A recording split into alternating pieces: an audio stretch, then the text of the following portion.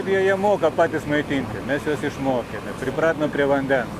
Bet jiems dar reikia priprasti prie jūros, nes jūra juos juk išmetė į krantą jau daužydama, juos faktiškai jau merdinčius. Ir jiems grįžti atgal vėl į šitą stichiją, kurie juos daužė, blaškė, jiems yra truputį jau sudėtingas stresas.